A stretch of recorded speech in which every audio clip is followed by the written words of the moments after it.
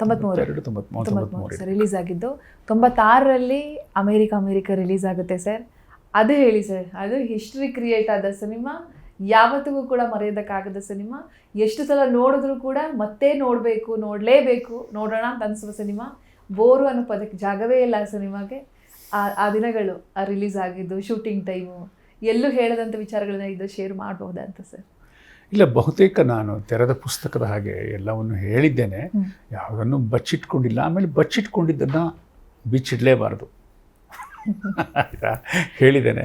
ನಿಮ್ಮ ಝೀನಲ್ಲಿ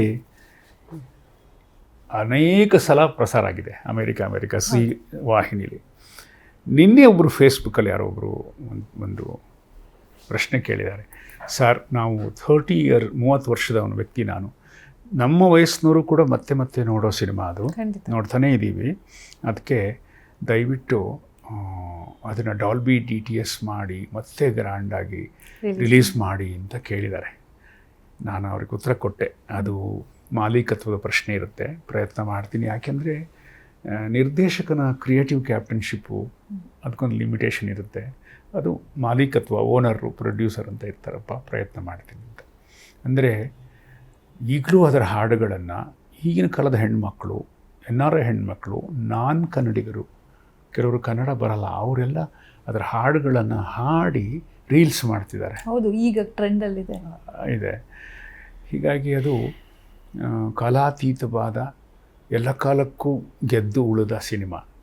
ನಾನು ಸಿನಿಮಾ ಕ್ಷೇತ್ರಕ್ಕೆ ಬಂದಿದ್ದಕ್ಕೆ ನನಗೊಂದು ಸಾರ್ಥಕ ಭಾವನೆ ಬಂದಿದ್ದು ಆ ಸಿನಿಮಾದಿಂದ. ಯಾಕೆಂದರೆ ಎಷ್ಟೋ ಸಿನಿಮಾಗಳನ್ನು ಮಾಡ್ತೀವಿ, ಅಷ್ಟೇ ಉತ್ಸಾಹದಿಂದ ಮಾಡ್ತೀವಿ, ಅಷ್ಟೇ ಶ್ರಮ ಹಾಕ್ತೀವಿ. ಆದರೆ ಒಂದು ಲ್ಯಾಂಡ್ ಮಾರ್ಕ್ ಆಗೋದು, ಒಂದು ಕ್ಲಾಸಿಕ್ ಆಗೋದು, ಅದು ಅದೃಷ್ಟ, ಅಪರೂಪ. ಸೊ ಅಮೇರಿಕಾ ಆ ಥರ ಒಂದು. ಎಷ್ಟು ಬಜೆಟ್ ಸಿನಿಮಾ ಸರ್? ಎಷ್ಟು ಪ್ರಾಫಿಟ್ ಆಯಿತು ಅಂತ ಅದೆಲ್ಲ ನಿರ್ಮಾಪಕರು ಕೇಳಬೇಕು. ನೀವು, ನಾನು ಆರ್ಥಿಕವಾಗಿ ಯಾವತ್ತೂ ಮಾತನಾಡಬಾರ್ದು. ಯಾಕೆಂದರೆ ನನಗೆ ಹಣ ಬಂದಿರಲ್ಲ, ನಾನು ಹಣ ಹೂಡಿರಲ್ಲ. ಬಟ್ ನನಗೆ ಆಗಿನ ಮಾತುಕತೆಯ ನಿರ್ಮಾಪಕರ ಜೊತೆಗಿನ ಒಡನಾಟದ ಸಂದರ್ಭದಲ್ಲಿ 70-75 ಲಕ್ಷ ರೂಪಾಯಿಗಳಲ್ಲಿ ಆದಂತಹ ಸಿನಿಮಾ. ಯಾಕೆಂದರೆ ನಾವೊಂದು 12 ಜನ 45 ದಿನ ಅಮೇರಿಕೆಲ್ಲ ಶೂಟ್ ಮಾಡಿದ್ವಿ. 12 ಜನ, ನೋ ಕೊರಿಯೋಗ್ರಾಫರ್, ಆ ಥರ ಎಲ್ಲ ನಾವೇ ಎಲ್ಲ ಒಬ್ಬೊಬ್ಬರು 2 ಕೆಲಸ ಮಾಡ್ಕೊಂಡು ಒಳ್ಳೆ ಟೀಮ್ ಇತ್ತು.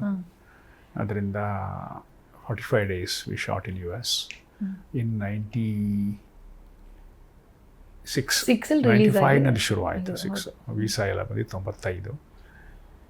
ಎಷ್ಟು ದಿನ ಇದ್ದಿದ್ದು ಸರ್? 45 ದಿನ ಇದ್ರಲ್ಲಿ 1.5 month ಇನ್ ಅಕ್ರಾಸ್ US ಎಲ್ಲ ಕಡೆ. ಆ ಕಡೆ ಈಸ್ಟ್ ಕೋಸ್ಟ್, ವೆಸ್ಟ್ ಕೋಸ್ಟ್, ಅಲ್ಲಿ ಒಂದು 2 weeks, ಈ ಕಡೆ ಒಂದು 2 weeks, ಮತ್ತು ನಯಾಗರಾ ಫಾಲ್ಸ್ ಆ ಕಡೆ ಎಲ್ಲ. ದೊಡ್ಡ ದೇಶ ಅಮೇರಿಕಾ, ನೋಡಿದ್ಯಾ? ಅಮೇರಿಕಾ ತುಂಬ ದೊಡ್ಡ ದೇಶ, ಭಾರತಕ್ಕಿಂತ 3 ಪಟ್ಟು ದೊಡ್ಡ ದೇಶ. ಭಾರತದ ಕಾಲಭಾಗ ಜನಸಂಖ್ಯೆ, ಹಾಗಾಗಿ ಅದು ತುಂಬ ಜಿಯೋಗ್ರಾಫಿಕಲಿ ಹ್ಯೂಜ್ ಕಂಟ್ರಿ.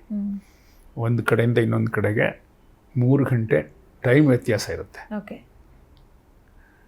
ಓಡಾಡೋದಕ್ಕೆ ನ್ಯೂಯಾರ್ಕಲ್ಲಿ ರಾತ್ರಿ 9 ಗಂಟೆ ಇದ್ದರೆ ಸ್ಯಾನ್ ಫ್ರಾನ್ಸಿಸ್ಕೋಲಿ ರಾತ್ರಿ 12 ಗಂಟೆ ಆಗಿರುತ್ತೆ. ಆ ಥರದ ವಿವಿಧ ಋತುಮಾನ, ವಿವಿಧ ಕಾಲಮಾನದಲ್ಲಿ ಬದುಕೋ ದೇಶ ಅದು. It was A challenge those days. ಅಲ್ಲಿ ಹೋಗಿ ಮಾಡಿದ್ದು ಬಹಳ